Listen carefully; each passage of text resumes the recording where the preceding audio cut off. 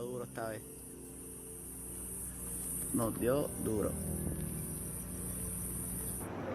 Y así está San Juan el día de hoy. Solo muy poquitos edificios tienen luz.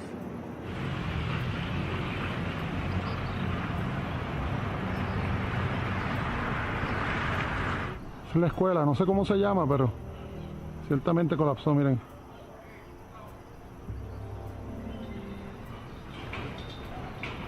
Oh, miren, ahora mismo, esto es en vivo, miren. Oh.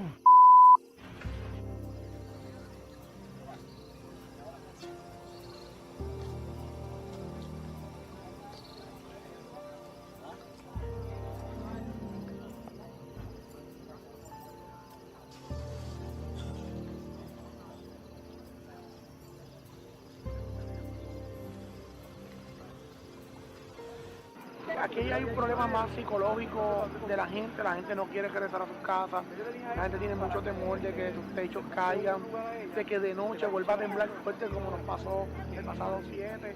Y es un temor. Another 5.2 tremor shook Puerto Rico today, just hours after Governor Cuomo wrapped up a visit to help the earthquake-ravaged island. The governor said the New York Power Authority will help repair Puerto Rico's electrical grid. He also announced a plan to send mental health professionals to the island to help many people who are afraid to be in their own homes, fearful of more earthquakes. The Trump administration has approved $8 billion in federal disaster aid for Puerto Rico. Is the frequency of all these quakes normal, and is there an end in sight? CBS New York's Vanessa Murdoch went looking for answers. Homes crumbled, others cracked. Those standing unscathed feel as unsafe as the rest. That's why so many Puerto Ricans choose to sleep outside. I try to calm my kids, but it's very difficult.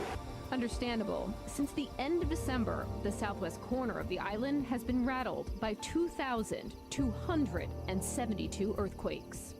And this is the fault that it occurred on.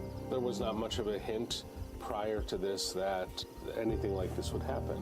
We met up with James Davis, a research professor at Columbia's Lamont Doherty Earth Observatory, to learn more about what's happening. I don't think we understand yet why that has happened. It is a little unusual.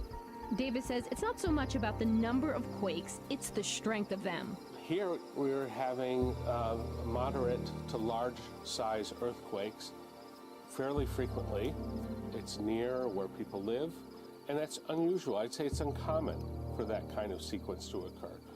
Uncommon anywhere or just in Puerto Rico? I would say it's uncommon across the earth. He adds the terms unusual or uncommon don't mean, uh-oh, what's going to happen next? In fact, we can't be certain what will. The United States Geological Survey, or USGS, does put out an aftershock forecast. They use percentages to represent how likely different scenarios are to occur. In the next week, there's a 3% chance another magnitude 6.4 or greater will shock the island. Within 30 days, there's a 79% chance aftershocks will become less frequent and less intense than a 6.4. That is the most likely scenario. Vanessa Murdoch.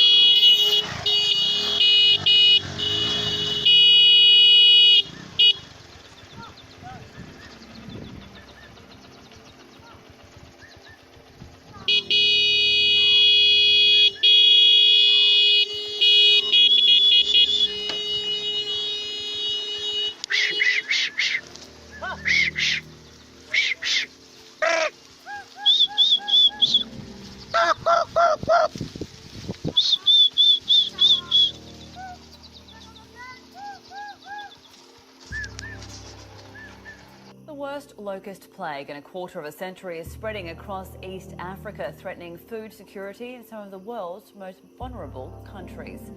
The insects fly together in the millions, devouring crops and forcing locals to use their bodies to pass through them. An extremely dangerous increase in locust activity has been reported in Kenya, Somalia, Ethiopia and Sudan.